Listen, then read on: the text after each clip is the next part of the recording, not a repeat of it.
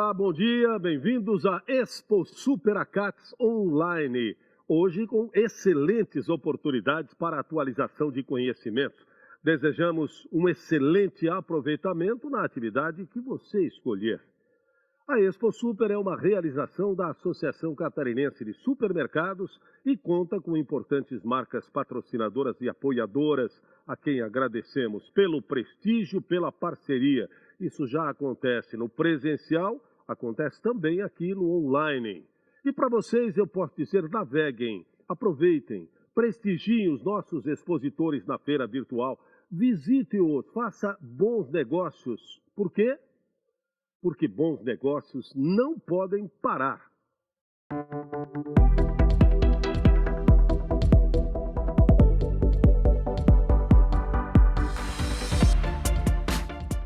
Olá, pessoal. Sejam bem-vindos ou bem-vindas à Expo Super Acats Online. A Expo Super Acats Online é promovida pela Associação Catarinense de Supermercados.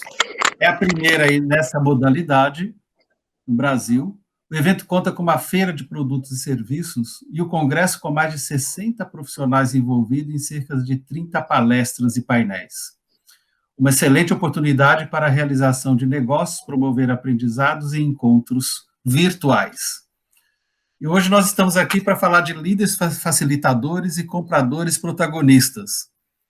E nesta manhã, nós vamos contar com a participação do Fernando Ferreira, que já se apresentará. O meu nome é Olegário Araújo, eu sou especialista em varejo, com atuação no setor de supermercados e drogarias. Sou formado em administração e com mestrado acadêmico na linha de estratégias de marketing pela Fundação Getúlio Vargas. Eu fui diretor de atendimento na Nielsen e sou cofundador da Inteligência 360, empresa que apoia varejista na estruturação da área de inteligência e o melhor uso das informações. E sou também pesquisador da Fundação Getúlio Vargas e membro do SKIP, entidade internacional que congrega profissionais de estratégia e inteligência competitiva. Fernando, é com você, meu caro. Se apresente, por favor. Obrigado, Olegário. Um prazer estar aqui. Agradeço aí o convite da CAT para ter esse bate-papo com vocês. Eu tenho 18 anos no mercado de varejo de farma. Atuei na parte de expansão, atuei na parte de inteligência e atualmente eu sou diretor comercial e de marketing de um grupo de varejo aqui no norte do país, o Grupo Tapajós, que no ano passado teve um bi de faturamento. Embora seja um segmento diferente aí do supermercado, tem bastante semelhança quando a gente fala do desafio de compras. E são esses desafios que a gente vai trocar aqui nessa 1 hora e meia que a gente vai dividir junto. Muito bem. Bom, Fernando, começando a nossa conversa, né, iniciando o nosso bate-papo, a gente vive aí um mundo VUCA, ou seja, um mundo volátil, incerto, complexo e ambíguo. Vamos trocar algumas ideias aqui de como este mundo VUCA impacta o profissional de compras? Opa, vamos lá. Você começa ou eu começo? Fica à vontade. Olha, na verdade, assim, a gente tem duas formas que impacta aqui, a meu ver, né? Quando eu falo do meu segmento, eu digo que alguns produtos, como o Anador, por exemplo, é o mesmo produto há 30 anos atrás e vai continuar sendo o mesmo produto 30 anos para frente, né? Talvez mude a embalagem, mas o código de barra vai ser o mesmo, talvez uma apresentação diferente, aumento de família.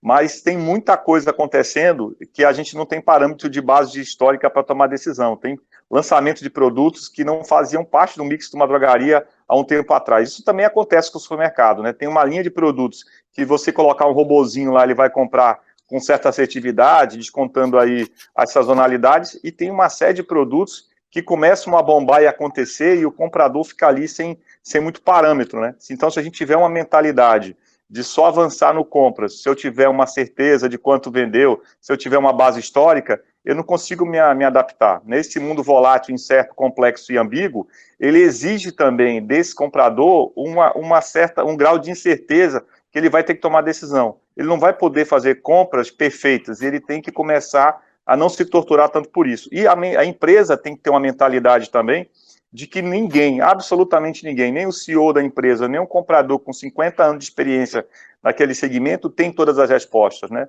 À medida que a gente vive uma incerteza, Se você ficar desprendendo muita energia para ter todas as certezas, esse tempo que você vai gastar para conseguir essas certezas é maior do que o ganho que você teria em tomar decisões com um certo grau de incerteza. A incerteza faz parte do jogo. Aceitá-la, aceita que dói menos. Mas quando você fala na incerteza, a gente fala de aceitar também um risco. Né? Exato. Agora, quando eu falo em aceitar o risco, a gente sabe que o varejo opera com margens muito baixas, onde os centavos conta. Como é que esse profissional pode lidar com esse grau de volatilidade, ou seja, de muita mudança, de tanta incerteza, ao mesmo tempo complexo, e pode ser o caminho A, o caminho B, para tomar decisões aí que vão impactar o negócio, mas procurar impactar positivamente. Eu vejo aí um desafio desse profissional, né? Porque em função dessas margens, etc., e da própria cultura ali do varejo, né? O que acontece muito no varejo, Olegário, é que a gente tem duas corridas aí sempre acontecendo em paralelo, né? Tem uma corrida de curto prazo, que é eu preciso entregar meu resultado no final do mês, mas tem uma corrida de longo prazo, também tem uma maratona também, que eu preciso entregar meu resultado no TRI e no ano. Você mitigar a incerteza vai muito de você dividir informações com teus parceiros estratégicos e ter a questão de desenvolver a parceria, né? Você ter um grau de risco que você vai ter no lançamento, num produto, numa aposta que você vai ter, e dividir esse risco com a indústria. Para dividir risco, também tem que dividir informações, né? No mundo volátil, incerto e complexo e ambíguo, você precisa estreitar mais do que nunca essa parceria. Não dá para você colocar a indústria como sendo o vilão e você como sendo a vítima. Tem que trocar, tem que ter uma dança ali entre esses principais parceiros para que possa avançar. Eu vejo, no meu segmento, que quando eu divido os dados de demanda, quando eu falo quanto eu tenho de produtos vencidos, e quando eu tenho um parceiro que pensa em mim, não naquele trimestre para entregar o resultado, mas pensa na Tapajós como um parceiro a longo prazo, fica mais fácil. Eu não digo que zera a incerteza, mas fica mais fácil conversar sobre isso. Uhum. Então eu estou compreendendo aí o que você está falando, que na prática, né, o que você faz, quer dizer, a gente lida com a incerteza na medida que a gente pode sair das nossas posições pré-definidas e aceitar o diálogo, mas um diálogo com base nos dados. Você está me dizendo que, neste contexto, os dados são a nova água, né? Eu me explico o que eu quero dizer com isso. A gente fala, a água é essencial para a nossa vida, né? Porque todo mundo, sem água a gente não sobrevive. Sem comida a gente até fica alguns dias, mas sem água não. O que você está dizendo é o seguinte, que eu preciso ter uma objetividade que vai ser pautada nos dados, e com base nesses dados, nessa transparência, onde eu compartilho as informações, eu estabeleço um diálogo com a indústria e, conjuntamente, a gente vai procurar os melhores caminhos, é isso? É exato, eu gosto muito da analogia com água, que é assim, muita água você morre afogado, né? Pouca água você morre de sede. Então, também tem aquela coisa que eu comento sempre, que acontece nos feriados aí, finais de semana, você fica ali na frente da TV, mudando todos os canais e não assiste nada, ou escolhendo aqueles documentários da Netflix e acaba não escolhendo nenhum. Então, ter muita opção e ter muita informação, às vezes congela você e você acaba não tomando decisão. Quantos aqui não estão vendo a gente que tem um BI incrível, que tem 200 dashboards e acaba não avançando para ação? Eu acho que é preciso ter a quantidade certa de dados, dividir esses dados com os parceiros que são estratégicos e tomar decisão baseada nesses dados, né? Eu vou dar um exemplo que aconteceu comigo recentemente. A gente tá falando aqui antes da primeira quinzena de outubro, e no começo de outubro, final de setembro, acabou o terceiro trimestre. Terceiro trimestre, quem trabalha com compras sabe, você está sempre sendo procurado aí pelas indústrias que estão, de repente, precisando fechar um número, isso é super natural. Aí você recebe ligações de alguns parceiros dizendo, olha, eu te dou um prazo maior, consegue antecipar para mim esse pedido, eu preciso fechar esse número. Isso é comum no varejo, isso aí é do jogo. O que eu converso com a minha equipe aqui? Antecipa, conversa com esses parceiros antes, tipo 15 dias antes do fechamento do trimestre, chega para o parceiro e fala, estou com isso de excesso, preciso de uma ação para poder baixar esse estoque, como é que a gente pode recompor aqui essa margem? Porque se você antecipa, você está conversando com esse seu cliente, está trocando dado com ele, ele não vai chegar contigo no final do TRI tentando te fazer uma negociação, porque ele já sabe da tua realidade. Então, dividir informação aí te coloca na frente de muitos outros varejistas. Uhum. E aí nós estamos falando assim, você falou do excesso de informação, esse é um lado. Agora, o outro lado é garantir que eu confie nessas informações, que elas tenham qualidade, né? Esse é outro desafio que eu diria que tem. Quer dizer, o primeiro, onde tem o excesso, mas não necessariamente ter muito, significa que ela tem qualidade. Então, e junto com isso, da qualidade da informação, nós estamos falando que a informação ela tem que já vir de alguma forma trabalhada para facilitar que este profissional de compras tome a decisão, porque o dia a dia dele é muito corrido, né? Sem dúvida, sem dúvida. Eu acho que são tantos dashboards, né? Eu já trabalhei com vários programas de BI, MicroStrategy, Pentaho, ClickView, enfim, tem gente aqui que deve ter outras ferramentas aí que tem em casa, e no final tudo isso acaba virando uma tabela dinâmica no Excel. Poder fazer, aí quando esse comprador muitas vezes muda de empresa, ele tem que encontrar indicadores que são completamente diferentes. A gente vive aí também uma certa ditadura de cada vez que você muda de empresa, tem que usar o meu indicador. Acho que isso aí também tem um ponto de oportunidade, Olegário. Uhum, perfeito. Que oriente, que facilite esse dia a dia do comprador, porque, afinal de contas, a informação é um meio para apoiá-lo no processo de tomada de decisão. Sem dúvida. Sem dúvida. E a gente tem aí, se a gente pensar, você tem Nielsen, que tem uma base de dados incrível para o seu mercado, né? Você tem, no meu segmento, tem IQVIA, Close-Up, tem muita informação de mercado, e você tem que saber dosar isso. Você que está me ouvindo aí, que trabalha com compras, você tem que olhar para o teu mercado, olhar para o teu negócio, né? E olhar para o mercado. Quando é que você fez essa comparação de micro e macro? Eu sempre gosto de citar isso. Eu olhei a floresta, identifiquei um padrão na floresta. Quando é que eu desço para a árvore e vejo se faz sentido para o meu negócio, né? Muitas vezes o que eu vejo é que a informação está lá em algum departamento da empresa, tá? Tem algum setor de inteligência da empresa que sabe realmente qual é a fralda que mais vende naquela região. Mas essa informação não chega para quem faz a compra, né? Por falta de cultura mesmo, de capacidade de persuasão. Tem um analista que sabe tudo sobre a empresa, sabe qual é o mercado, mas quem pode tomar decisão com essa informação não tem acesso a esse analista. E aí, numa reunião de trimestre, acaba sendo questionado por que determinada categoria cai ou cresce, mas ele, de fato, não teve acesso à informação. Então, a provocação que eu faço aqui, quem está vendo a gente quem é que está com essa informação dentro da empresa? Essa informação está chegando realmente para aquele profissional de compras, ou ele fica na diretoria, fica numa gerência, acaba não chegando, ou então pior, fica só numa analista e não chega para quem decide. Uhum. E se é claro os critérios também, né? Porque eu já me deparei com situações onde não se tinha clareza de como as informações foram calculadas.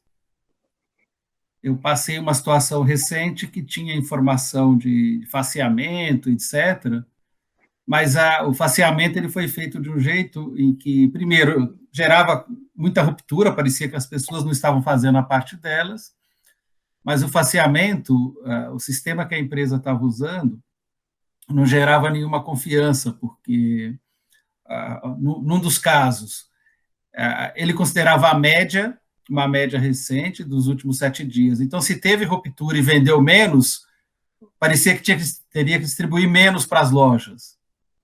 E depois não considerava sazonalidade, ou seja, era um sistema que não ajudava, embora tinha lá, o sistema não gerava confiança, as pessoas trabalhavam e a ruptura estava lá presente, os problemas estavam todos lá. Então, no meu ponto de vista, o profissional de compras, ele precisa também levar essas inquietudes para dentro da empresa quando ele se depara com a informação, para que isso seja resolvido e a informação seja efetiva para ele, né? Eu gosto de... Você falou no ponto fundamental, Olegário, a questão da ruptura, né? Uhum. Eu tive uma carreira de consultor antes de trabalhar como executivo aqui no Grupo Tapajós, e uma coisa que me chamava a atenção é que ruptura, em cada lugar que você chega, tem uma regra, né? Não existe uma forma canônica de ruptura. Então, se essa ruptura não está muito desenhada, assim, entre as pessoas que vão operar esse indicador, aí começa a ter conflitos, e aí quando tem conflito no indicador, a gente deixa ele de lado. Então, trabalhei numa empresa que tinha uma ruptura de 17%. o compra se fechava em copas e não queria aceitar que aquela ruptura estivesse correta. Ele discutia que a metodologia usada estava errada, mas não fazia nada para dar uma metodologia nova. E aí, com o tempo, parou-se de usar a ruptura. Ou então o contrário, eu vi outras empresas onde o compras odiava aquele cálculo de ruptura, ele é cobrado daquela forma, e o que se fazia era só inativar o produto, porque se inativando o produto era uma forma de baixar a ruptura sem comprar o produto. Então, se tivesse uma situação de OMO lá, que tivesse ruptura, eu inativava ele por um período, tirava do cálculo, a minha ruptura baixava, não porque eu comprei OMO, mas porque eu consegui uma forma de burlar o indicador. Acho que o comprador, acho que é o próximo ponto que a gente pode discutir, o vendedor, ele tem que ser um cara que tem que saber muito do negócio dele, e tem que dividir isso com os pares. Eu acho que às vezes ele fica sabendo de novidades antes de todo mundo, mas ele também se fecha, ele não divide a informação que ele sabe com as outras áreas. Uhum.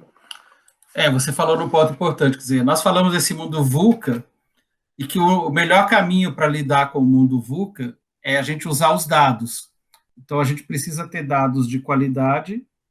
Se a gente tem algum desconforto em relação aos dados, vale a pena nós levarmos o assunto para dentro da empresa, para a diretoria, conversar sobre esses pontos, porque é essa preparação que vai fazer com este líder, né, que este profissional de compras, possa ser protagonista, ou seja, é com os dados que ele vai poder, como você bem disse, antecipar o final do mês, ou antecipar lá o trimestre, quando a indústria está ali no seu momento de fechamento, todos, na realidade, e se antecipando, fazer boas negociações. Agora, Fernando, uma provocação para você aí. Aliás, que eu li, essa é uma matéria de 2018 que saiu na revista Supermercado Moderno, que agora é a SA Varejo, que afirma que o vendedor da indústria está mais preparado para negociar. Você entende que ele está mais preparado, sim, para negociar? Olha, eu passei isso dos dois lados, tá? Eu sofro isso hoje com a equipe de compras que eu tenho aqui. A gente é um grupo que fatura por ano 1 bilhão, então a gente tem um orçamento de compra considerável. Eu tenho aqui cerca de 12 pessoas que eu gerencio aqui na parte de compras, e a gente tem aí cerca de 400 fornecedores, né, que a gente trabalha aí todos os dias. Um comprador, e eu devo estar falando da realidade de 99% de quem está assistindo a gente aqui, ele tem várias casas para comprar, ele tem muitos SKUs para comprar, né? Então, por mais que você divida por categoria, você tem aí laboratórios, você tem fornecedores que têm algumas particularidades, e eu imagino que por ter uma carteira maior, o profissional de venda deveria, em tese, estar mais preparado. Mas aí tem uma pegadinha, Olegário. Eu acho que o vendedor, ele conhece muito da linha dele e conhece muito daquele micromercado que ele trabalha. E uma coisa que tem a favor do comprador é que ele conhece muito do negócio dele. Enquanto que um vendedor conhece muito do produto, ele não consegue, ele tem uma carteira muito grande de clientes e cada cliente tem uma particularidade. O vendedor, o comprador, ele conhece do negócio. É por isso que é importante a troca de informação. Você conhece tudo do produto, legal, você tem uma carteira de produtos com 50 produtos, eu tenho que comprar 3.000 produtos diferentes, mas eu conheço tudo da minha realidade de loja, eu conheço do meu perfil de cliente, e aí eu sei o que faz sentido na tua carteira e eu tenho que colocar dentro. Aqui internamente, o que a gente tem feito é tentado parar um pouco o dia a dia e também empoderar, dar treinamento para o nosso comprador para que ele diminua essa lacuna. Eu acho que existe sim uma lacuna, o comprador precisa melhorar nisso. Muitas vezes são raros os cursos que você vê no mercado de treinamento específico para comprador de varejo. Comprador de varejo muitas vezes é aquela pessoa que começou no depósito, trabalhou como gestor de loja e um belo dia chega no compras, né? E quando chega no compras parece que acabou a carreira dele, você não tem aí um desenvolvimento em cima disso. Você pode dizer assim, eu já trabalho muito tempo nessa função, conheço muito. Mas você conheceu muito como? Muitas vezes o próprio vendedor foi dando informação e foi ajudando ele a se formar como profissional. Existe um hiato grande, é por isso que é louvável essa palestra aqui, esse bate-papo que a gente está tendo, para levar essa informação para o comprador, mostrar o quanto ele é importante dentro do negócio e quanto ele precisa se preparar. Sem dúvida que tem uma lacuna, mas eu acho que a gente, como experiências como essa, a gente vai diminuir isso. Pois eu concordo com você. Na realidade, o comprador de varejo, seja supermercado, farma, ele acaba sendo um generalista pelo número de categorias que ele tem que lidar, né? Mas se ele tiver as boas informações nas mãos que o direcionam sobre o desempenho da categoria, o desempenho do fornecedor, a questões de condições de pagamento, as tendências de mercado, mas alguém tem que ajudá-lo, tem que preparar para ele ter essas informações para equilibrar essa conversa também, né? Essa negociação. O que eu vejo ser muito comum é assim, o comprador ele tem uma rotina de compras, né? Então ele chega na segunda-feira e ele vai fazer a compra daquelas casas que ele precisa comprar. E nessa rotina de compras, ele tem aí que se desvencilhar também de outras situações, acompanhar se foi faturado o produto, acompanhar se o preço daquela mercadoria que ele comprou chegou pelo preço realmente do pedido, tem as contas correntes aí, são as verbas de trade que são geradas, demanda de lançamento, enfim. Mas não tem nessa agenda, muito raramente, um momento onde o comprador para e vai entender dados de mercado, o momento que o setor de inteligência da empresa senta com ele para mostrar oportunidades, ou então o momento que o setor de controle de estoque traz para ele quais são os produtos mais vencidos, mais avariados. Essa troca de informação dentro da empresa, essa troca de informação com o mercado, precisa fazer parte da agenda do comprador.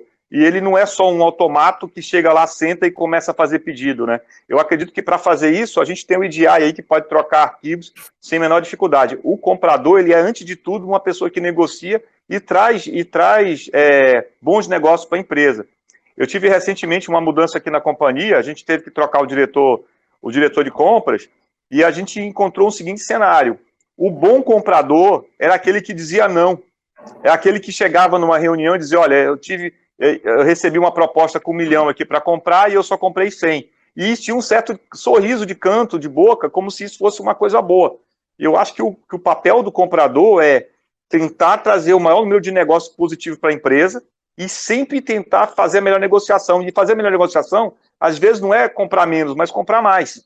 E comprar mais, de que forma, né? De que maneira ele pode levar a informação para a indústria para dizer, olha, essa tua proposta eu posso comprar mais se tu me der essa e essa variável. E ele só faz isso, Olegário, se ele tiver pausas dentro do processo que é totalmente repetitivo, para ele parar e pensar.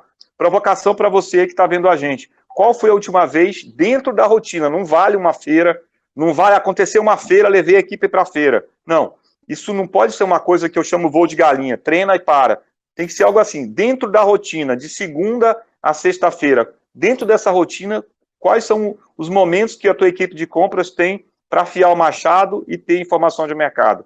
Não vale feira, não vale livro, isso tem que ter também. Mas qual dentro do processo natural? Como é que você está preparando essa galera no dia a dia? Nós estamos falando de ter uma disciplina aí para poder incorporar, de fato, o uso da informação e se planejar para uma reunião, não para ir para uma posição fechada, né? Não compro, não aceito, mas de ouvir o outro lado e ver que oportunidade que tem. Até porque é comum, eu escuto muito de empresários falando assim, olha, a área de compras é o coração da empresa. O que faz um certo sentido se a gente olhar que de cada R$100 vendidos, R$75, aproximadamente, claro, corresponde ao custo da mercadoria vendida. E aí, Fernando, veio uma outra provocação aí para nós. É comprar bem ou vender bem? Boa, eu escuto essa pergunta sempre, né? Eu acho que uma coisa não dá, é absolutamente impossível se desassociar, né? Não tem como... Eu posso até comprar bem uma vez, né? Eu vou lá e fiz uma excelente negociação, arranquei tudo que eu podia do meu parceiro, mas eu não vou repetir isso no tempo, né? E vender bem são faces da mesma moeda, não tem como você desvencilhar o comprar bem de vender bem, né? Não tem como, eu acho que é a mesma coisa. E aí, Olegário, e seguindo por esse caminho, eu acho que uma falha também do departamento de compra das empresas ele está acompanhando, ele sabe se está vendendo bem aquilo que ele comprou, né? Ele sabe tudo da compra, ele sabe o CMV, ele sabe o prazo, ele sabe que fornecedores ele pode acionar se a fábrica não tiver, ele sabe realmente se ele pode comprar no fornecedor local, um distribuidor local, mas e aí? Ele está acompanhando se a venda disso está acontecendo? Ele só compra aquele fornecedor uma vez por mês. Só que 15 dias depois que chegou a mercadoria, teve um pico de venda. E ele não percebeu esse pico de venda, ele só percebeu o pico de venda naquela data do mês seguinte que ele foi comprar. E a previsão de compra que ele fez não foi assertiva pelo pico de venda. Então, eu acho que para ser um comprador melhor, ele tem que acompanhar essa história, o produto, a venda do produto no PDV, não pode ser responsabilidade dele simplesmente quando o produto chega no depósito, né? E como é que ele faz para acompanhar isso na ponta? Comprar bem é uma parte importante do negócio, mas o negócio todo só termina quando se vende bem. Eu complementaria, Fernando, com justamente esse olhar sobre as vendas, porque ali vai dar uma clareza para ele de o que ele precisa repor com mais rapidez, ou que quantidade que ele precisa repensar para poder comprar. Uma outra coisa que eu tenho acompanhado em algumas empresas, que os líderes dessas empresas já aceitam, é o que se chama de fazer alguns experimentos, ou seja, testar novas ideias. Porque o testar novas ideias tem um risco, como você falou logo no começo, e eu meço isto, né? E se eu testo uma nova ideia em pequenas quantidades, seja numa loja, uma iniciativa diferente, e valido essa ideia e vejo que resultado que eu tive, eu faço de novo. Mas eu vejo um desafio ao fazer isto, né? Porque eu já ouvi de vários compradores falar assim, olha, eu sou aqui um verdadeiro bombeiro, eu sou do SAMU, ou seja, eu estou o dia inteiro, eu estou apagando incêndio, ou resolvendo algo sempre na emergência, eu não tenho tempo. E aí vem o desafio, o que falta, o que seria um comprador protagonista e o que falta para isso acontecer na sua visão, né? Olha, acho que a gente é isso mesmo. Essa semana mesmo eu passei uma situação onde o presidente da empresa pegou um produto que ele viu no concorrente e, vamos lá, vamos colocar o produto na loja, e aí todo mundo para poder colocar aquele produto para atender aquela demanda. E aquele produto, ele é importante e relevante, mas ele não vai triplicar a venda da companhia. Naquele momento foi um desejo, uma coisa pontual para se fazer ali, mas a categoria inteira tinha que ser revista. E esse tempo para rever toda a categoria, o comprador acaba não tendo, porque ele acaba apagando o incêndio. Eu acho que a primeira coisa que um comprador tem que ter para ser protagonista, ele tem que ter a diretoria, o dono da empresa, tem que olhar para esse profissional de uma forma estratégica, né? Tem que entender que esse comprador, como é que ele está ali? Quando ele compra uma coisa que triplica o faturamento daquela categoria, ele conseguiu fazer uma excelente negociação e aquele produto ou aquela linha que ele colocou é exclusiva, só ele tem, e o teu supermercado está fazendo diferença porque conseguiu uma exclusividade numa linha incrível. Como é que isso impacta o resultado daquele comprador? Ele só vai receber um elogio, ele só fez a obrigação dele, isso está alinhado à remuneração dele? Vamos pensar o contrário.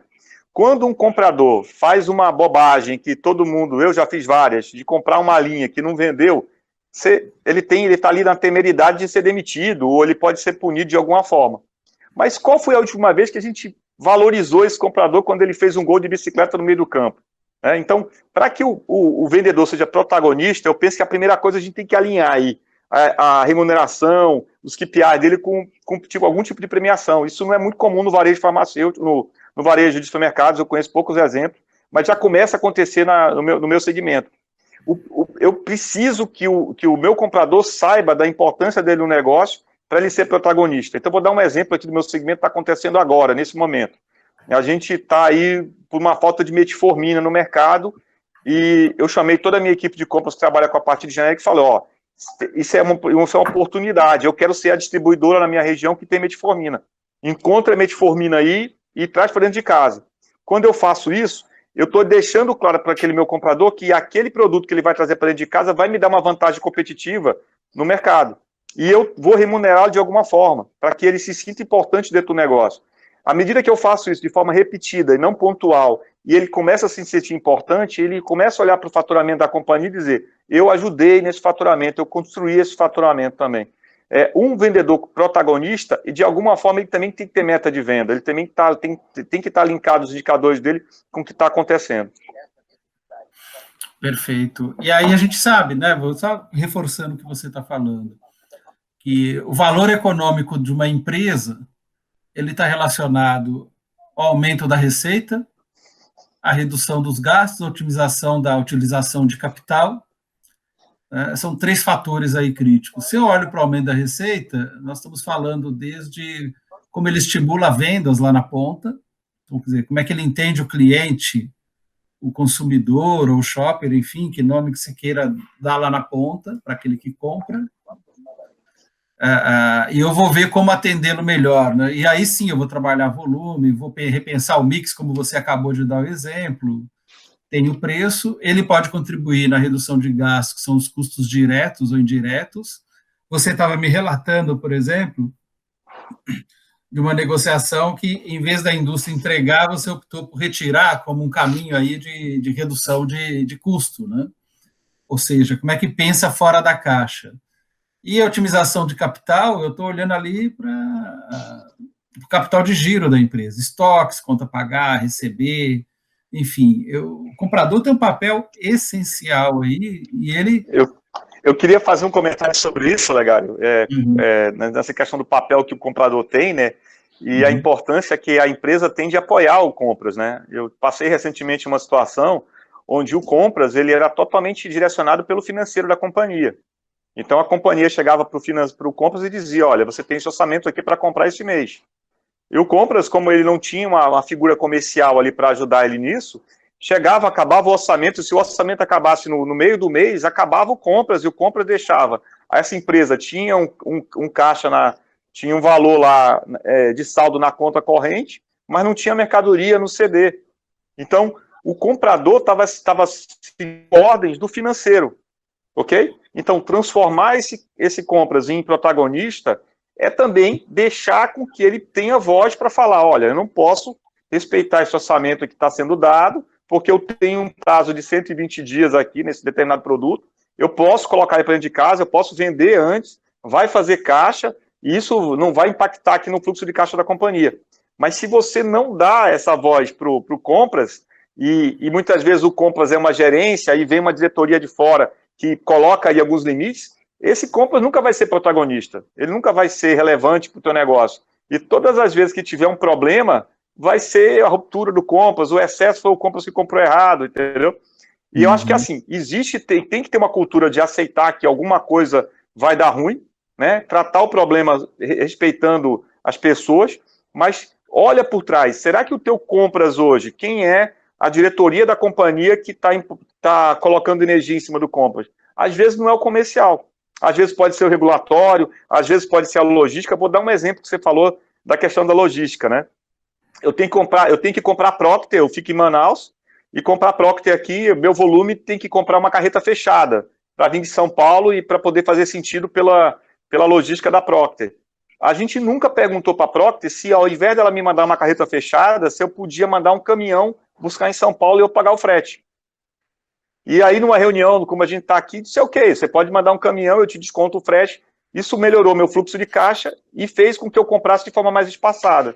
E isso só foi possível porque a gente deu ouvidos a um comprador. Senão, continuaria tudo como era antes. Muitas vezes, os compradores são isso, eles entram e sentem qual é a cultura da empresa e se adaptam à cultura da empresa. É muito difícil um comprador conseguir mudar a cultura da empresa. Meu pensamento é que nós, como gestores, como diretores, a gente tem que deixar e dar voz ao compras, tentar ouvir dele as melhores... Ele está no dia a dia, ele sabe o que está acontecendo. Às vezes eu vou ler uma pesquisa da Nielsen, vou conversar com compras, ele já sabe o que está acontecendo, porque ele já viu essa história antes. Então, qual foi a última vez que você sentou com o teu compras, ouviu ele, deu os insights que ele tem para dar, com um verdadeiro sentimento de, poxa, faz sentido isso aqui, vamos ajudar. Quando foi a última vez que você sentou com o departamento de compras e viu que o relatório que ele está usando para comprar é absurdamente complicado, que ele tem que fazer dúzia de PROC V para poder ter um relatório. E aí você tem uma pessoa que não consegue fazer todos os pedidos ao mesmo tempo, porque ele não tem uma rotina de compras que respeite aquilo que ele precisa. Chamar a pessoa de TI para ouvir como é que ele está tirando o pedido e fazer algumas alterações poderia economizar horas de pedido, né? E deixar ele muito mais na parte de análise. Então, precisa ouvir o compras. O compras tem muita coisa para falar. Perfeito. Fernando, caminhando aqui para a parte final do nosso bate-papo, e pegando alguns pontos que você abordou, você tem papéis importantes aí, a mudança de mentalidade que diz respeito aos compradores, mas também tem uma mudança de mentalidade, que é a provocação final para nós deixarmos, que são os donos e diretores mudarem a forma de atuar para facilitar a jornada do profissional de compras, é isso? É isso mesmo. E facilitar essa jornada, ela passa por algumas dimensões que a gente pode comentar aqui. Então, por exemplo, você falou muito aí das pessoas, no sentido de dar voz a esse profissional de compras, você falou de objetivos então, a meritocracia, e junto com a meritocracia, o reconhecimento. Esse reconhecimento vai estar desde do ponto de vista de salário, mas também outros tipos de reconhecimento. Passa pela formação das pessoas, como uma parte essencial, inclusive na parte analítica, de eu ter indicadores que façam sentido. Passa por melhores processos, ou seja, processo que vai fazer com que este profissional ele deixe de ser esse bombeiro, esse profissional do SAMU que só está ali lidando com a emergência. E detalhe, né, o profissional, tanto o bombeiro como o SAMU, o profissional lá do SAMU, que vai fazer as emergências, socorrer as pessoas, eles são muito bem treinados e têm clareza do que são preparados para aquelas situações, mas os processos são muito claros. Então, assim, os processos precisam ser melhorados dentro das organizações e as pessoas confiarem neles, né? E junto com os processos, então vem tecnologia também, ou seja, eu estou usando a melhor tecnologia, você citou vários exemplos no começo, estou usando a tecnologia mais adequada, eu já convivi com situações que a área de compras não tinha sequer um Excel oficial. E quando recebi informação de uma outra área, perdi até a formatação dos dados. E aí a gente vai para o último bloco, que é a informação, que é essa parte analítica, ou seja, como é que eu preparo. Então, nós estamos falando aí, no mínimo, de 4 dimensões aí de trabalhar: pessoas, processos, tecnologia e informação. Mas antes de tudo isso, tem assim, como é que o líder também, esse dono, esse diretor, enfim, esse empresário, como ele compartilha o conhecimento que ele tem, que a gente chama de um conhecimento tácito, e torna explícito, e descentraliza a parte desse processo de tomada de decisão. É isso? Resumindo aí, por favor, complemente aí para a gente. Então, eu acho bem legal que você colocou, legal, eu não conseguia colocar assim dessa forma tão estruturada como você fez. Vou dar um exemplo aqui que acontece com a gente sempre aqui, né? Sempre que eu tenho oportunidade, eu deixo que a minha equipe de compras tenha acesso à presidência. Então, aqui eu tenho uma diretoria, abaixo de mim tem uma equipe de compras, e sempre que eu posso, eu deixo que o compras ouça do presidente qual que é o direcionamento, para onde está indo. Porque também é o momento que a minha equipe de compras pode falar com o presidente e também dar os insights que ela precisa dar. Recentemente eu tive aqui na empresa um momento onde eu tinha o presidente da empresa e tinha um dos donos, né, da empresa. E aí, numa conversa informal, eu disse, olha, vamos marcar uma hora para a gente conversar com compras. Eu falei, não, pode ser agora. Deu um pause lá na rotina de compra de todo mundo, a gente sobe aqui na sala do presidente, ninguém entendeu, né? A equipe inteira subiu aqui para o compras, para a sala do presidente, achando que ia ser uma bronca incrível. Apresentei o dono da empresa para os compradores, que eles sabiam quem era, mas nunca tive contato, e falei assim, ó, fiquem à vontade, conversem aí com o presidente do que vocês têm de sugestões e de oportunidades, eu vou tomar um café aqui, daqui a uma hora eu volto. Deixar a equipe sozinha com o presidente para que eles falem o que está acontecendo é uma forma de você mostrar o quanto você confia no time e quanto eles são livres para poder dar opinião, né? Eu digo sempre também, acho que uma coisa de incentivar as pessoas é deixar com que eles deem a ideia e você dá crédito pela ideia que eles deram. Qual foi a última vez que você pegou o teu time de compras, o cara deu uma sugestão incrível para fazer uma redução de frete, para comprar de outro distribuidor, para conseguir melhorar prazo, que você levou essas conquistas para a tua presidência? Geralmente o compras ele está sempre na berlinda, né? Todo dia tem avião voando, aqui e acolá cai um avião, mas só é notícia quando o avião cai. Qual foi a vez que você, como diretor, levou as boas notícias, as conquistas do teu setor de compras para que a presidência soubesse que você aumentou um prazo, conseguiu uma condição melhor, que aquela mercadoria que estava 6 meses lá para ser devolvida, você conseguiu, aquele produto que você comprou a mais por conta da pandemia que não girou, você conseguiu fazer um rebate. alimenta a empresa com coisas boas que o compra faz, porque isso empodera o setor para que ele também possa se sentir mais protagonista. A questão de sistemas, e eu acho que também tem muita questão do perfil, né? Olha para a tua equipe de compras hoje e tenta ver se esse perfil é um perfil também analítico, assim. Eu acho que tem muitas pessoas que vão para compras e eles não têm esse perfil. Vai muito no feeling. Então, e esse feeling é construído por um período de tempo e depois ele fica engessado. Vou dar um exemplo. Trabalhava no meu time um comprador que já tinha 30 anos comprando perfumaria. E uma vez ele fez uma experiência que deu ruim com maquiagem. E 30 anos depois ele não olhava para maquiagem. Não fazia sentido ter maquiagem no mix porque ele teve uma experiência ruim. Então, por que ele não percebia que esse mercado tinha mudado? Porque ele não tinha perfil analítico. Por mais dados que desse, ele tinha uma experiência ruim e essa experiência ruim prevalecia sobre todo o resto. Então, o papel do diretor, na minha opinião, o papel do gestor do departamento de compras, primeiro, dar voz ao departamento de compras, escolher a pessoa que tem um perfil mais analítico, apoiar esse setor naquilo que ele fizer certo, e o final, que eu acho que é mais importante, é o seguinte: vai errar. O setor de compras, pela quantidade de decisões que ele toma, vai acontecer o erro uma hora.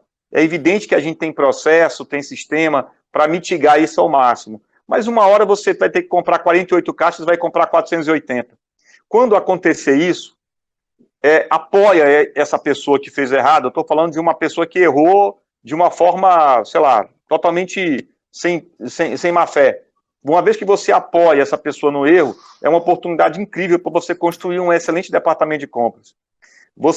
É muito mais verdadeiro você apoiar um comprador quando ele comete um erro, naquele momento difícil que ele está ali, numa situação complicada, de você apoia e você tem uma pessoa muito mais fiel, muito mais prestativa para você no futuro.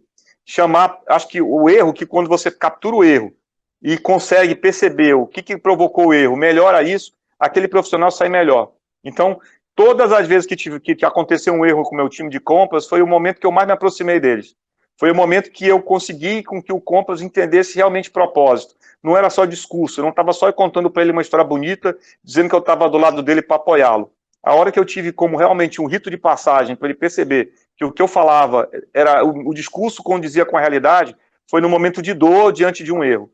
Acho que isso é uma dica que eu deixo aí para quem está ouvindo a gente. Perfeito. Estou lembrando de uma situação numa empresa varejista que eu estava justamente treinando no uso da informação, e o que nós combinamos com a diretoria é que a gente não ia colocar nada para debaixo do tapete, analisando as informações. E foi a melhor coisa, porque nós chegamos nessa empresa, tinha 3 marcas de leite vencendo, e ninguém sabia como abordar o problema. Então, quando a gente para e fala o seguinte: não vamos colocar foco aqui nos culpados, vamos colocar foco na solução. Como que nós vamos ser criativos para resolver essa situação? E isso mudou tudo. Quer dizer, diagnosticamos um problema, sim, ele existia, que estava afetando o capital lá de giro da empresa, e ia fazer que a margem ficasse comprometida também, claro. Mas quando todo mundo parou e foi buscar uma solução, tudo fluiu melhor, né? E todos aprenderam com aquela situação ali. E junto com o aprendizado com a situação, veio o seguinte: o que a gente tem que rever nos nossos processos para esse tipo de situação não acontecer mais? Quer dizer, o aprendizado de processo mesmo, de tomada de melhorar processo e de como estamos tomando decisões. E aí se transferiu o conhecimento, visão da empresa, inclusive mudou políticas que tinha na área de compras, da própria relação com os fornecedores, e mudou para todo mundo para melhor, mas teve que parar sim e ter a coragem, de uma maneira assertiva, discutir um problema que estava acontecendo. E aí não ficou empurrando, né? Realmente foi atrás de uma solução. Eu tenho uma situação que aconteceu recentemente, que eu queria deixar como sugestão para quem está vendo a gente, né? A gente vive numa sociedade onde tudo é medido, né? Tudo é medido. Você vai comprar um produto na Amazon, você olha para o produto e vê lá quantas estrelinhas ele tem e você lê a resenha. Você vai pegar um aplicativo e você sabe qual é a nota no aplicativo ali do motorista que vai te atender. Qual foi a última vez que você pediu para o teu compra ser avaliado, não por você, mas pela equipe, pelos vendedores, né? Recentemente a gente fez isso aqui, o resultado foi bem amargo no começo, né? A gente criou uma pesquisa rápida, um link, e deu uma nota para o teu comprador, para o comprador que atende a tua carteira, mandamos para toda a base de clientes aí que a gente atende, e a gente teve um impacto que não foi adequado. Às vezes você perguntar, me dá um feedback sincero, tem que estar preparado para ouvir. E a gente teve uma reunião com todos os compradores aqui, a gente deixou de forma anônima, né, para que as pessoas que fossem os vendedores respondessem de forma totalmente anônima, os fornecedores podiam entrar no link, dizer o que estava acontecendo, de não precisar se identificar, e foi um feedback bem importante para o time. A questão do compras não dar retorno, simplesmente não responder aos e-mails, quando você tem negociações, ele acaba dizendo mais não do que sim. E individualmente, eu fui passando essas informações para cada um dos vendedores. Nós fizemos isso há 90 dias e agora repetimos novamente esse processo, né? Acho que também não adianta perguntar uma vez e depois não perguntar de novo. As respostas agora já melhoradas, já tem uma curva de aprendizado, ainda tem coisas para melhorar, mas tudo que se mede se melhora. Qual foi a última vez que você pediu feedback de uma forma estruturada dos teus parceiros, que você pontuou os gaps que a tua equipe tem e o plano de ação para você melhorar, né? Dizer muito sim é ruim, dizer muito não é ruim, mas como é que eu melhoro isso? De que forma eu pergunto para as empresas que são parceiras aí do supermercado para fazer isso? Uma coisa que a gente ouviu aqui foi que a gente não dividia, não tinha um portal para deixar de forma transparente os meus estoques. Então, toda a vida, o fornecedor precisava ligar para o meu compras, para que o compras gerasse o mapa de vendas, e o mapa de vendas demorava a chegar. Aí, poxa, eu posso resolver isso como? Alguns compradores adoram ter o poder na mão de dar o mapa de vendas ou não, né? E a gente achou que isso aí não era uma coisa que precisava passar pelo compras. A gente criou um portal lá, isso aí eu estou falando de várias soluções que já tem assim no mercado, onde o nosso fornecedor acessa, pega o mapa de venda dele, e quando ele vem conversar com a gente, ele já tem essa informação. Mas isso era uma grita de que o meu compras não passava o mapa, ok? Por que ele não passava o mapa? Porque ele não tinha tempo, porque ele tinha alguma mágoa com aquele vendedor? Acontece de tudo. Perguntar e mapear é uma forma de melhorar. Então, o teu compras, ele tem que ter muito claro, e eu deixei isso claro para a equipe quando eu fui fazer a pesquisa antes, chamei todo mundo e falei, a gente precisa melhorar, a gente precisa ouvir o nosso cliente externo, que é o parceiro. E eu vou fazer essas perguntas aqui. Foi tudo combinado antes. Não foi uma inquisição do tipo, a diretoria de compras está querendo encontrar coisa errada na gente e por isso está perguntando. Não, é absolutamente transparente. O objetivo disso não é demitir ninguém, mas é fazer a melhoria dentro de casa. E os resultados foram incríveis, assim, que a gente teve de negociações que a gente nem sabia que eram possíveis fazer, porque aquele determinado parceiro não estava mais passando para a gente aquela condição, assim, já valeu a pesquisa, Olegário. Eu ouvi, e quando tiver uma informação, usá-la também. Como eu falei antes, informação demais é igual água, afoga, de menos você morre de sede. Vai fazer a pesquisa, vai perguntar, faz alguma coisa com ela, melhora para dar satisfação. Perfeito, Fernando. Então, nós estamos falando que o líder... Então, tanto interna quanto externa. Perfeito. Então, nós estamos falando que o líder tem um papel fundamental de ser um facilitador e trabalhar pelo desenvolvimento do profissional e, consequentemente, com resultados positivos para a empresa.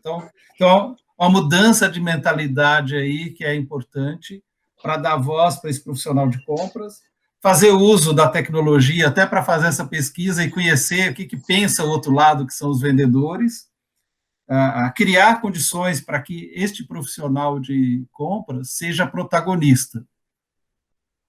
Esse são papéis aí que o líder tem que desenvolver. Aí ele tem que pensar, sim, de novo, nas pessoas, nos processos, na tecnologia e de que informação que ele vai dar na dose certa, para não ser nem de mais nem de menos. De menos ele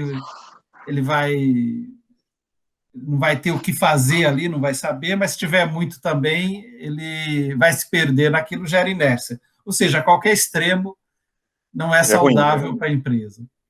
Muito bem, pessoal. Bom, nós tivemos aqui um bate-papo com o Fernando Ferreira, um executivo aí que eu tenho profunda admiração, que faz um trabalho diferenciado por onde passa e que compartilhou com a gente o ponto de vista dele sobre o negócio. Eu espero que para vocês tenha valido a pena essa conversa, mas eu vou deixar aqui para o Fernando dar últimas palavras dele aí para a gente concluir esse bate-papo.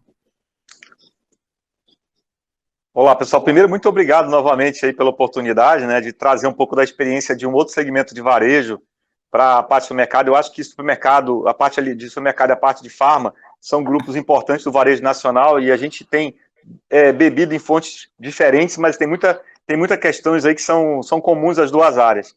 De forma geral, o que eu queria encerrar? O compras, acho que é muito raro você encontrar uma pessoa que quando é adolescente você perguntava assim, o que você vai ser quando crescer? Aí você é comprador de rede de varejo. Essa pessoa aconteceu na carreira dela, ela está lá naquela posição, às vezes responde por um orçamento de compras incríveis, maiores até do que o orçamento de compra de algumas prefeituras do interior, e a gente tem que entender que esse poder de orçamento que essa turma tem na mão precisa ser calibrado. Essa pessoa tem que ter perfil, tem que ter informação, mas tem que ter carinho.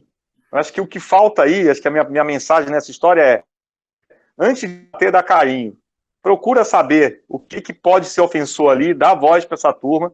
Evidente que eu estou longe aqui de ser aquela coisa de ser Madre Teresa de Calcutá, não é isso. A gente sabe que o varejo tem pressões aí e precisa ter entregas, mas à medida que você dá carinho, que você ganha confiança desse profissional e apoia ele realmente no momento de dor, você tem uma melhoria incrível na tua operação, no teu negócio. Você vai diminuir ruptura, você vai melhorar a CMV, você vai ter velocidade na hora para colocar um produto no mix, para tirar um produto no mix, e o mais importante, Olegário, você vai ter um comprador protagonista que vai estar olhando para a empresa com o mesmo olhar de dono, tentando colocar uma oportunidade primeiro que todo mundo, tentando trazer para a companhia uma condição melhor que o concorrente. Isso é que me encanta e é o resultado que eu busco aqui. Eu acredito que o compras que vai além da função de compras realmente é um grande diferencial competitivo, porque é muito difícil.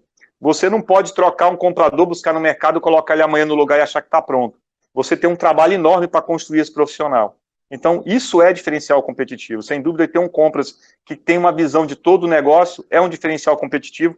E essa é a minha provocação que eu faço para vocês. Não deixa isso ficar restrito a uma palestra ou a um evento fortuito. Coloca isso na rotina. 15 minutos por semana, eu tenho o que eu estou dando para essa minha equipe para ele ser um compras melhor. Aí sim eu posso cobrar. Perfeito. Então, com isso, nós finalizamos o nosso bate-papo aqui sobre líderes facilitadores e compradores protagonistas, o que precisa para isso acontecer. Bom, Fernando, mais uma vez, muito obrigado aí pela parceria de estar com a gente nesse momento, na Expo Super Acates Online. Convido vocês para conferir toda a programação aí do evento, as atividades previstas aí para os demais dias e horários, e não esqueçam também de fazer a visita virtual na feira. Essa é uma ótima oportunidade aí para a gente se atualizar, ter mais conteúdo e de novas formas, que é isso que a pandemia trouxe para a gente se reinventar também na forma de interagir e de buscar novas oportunidades. Um abraço para todos, até a próxima.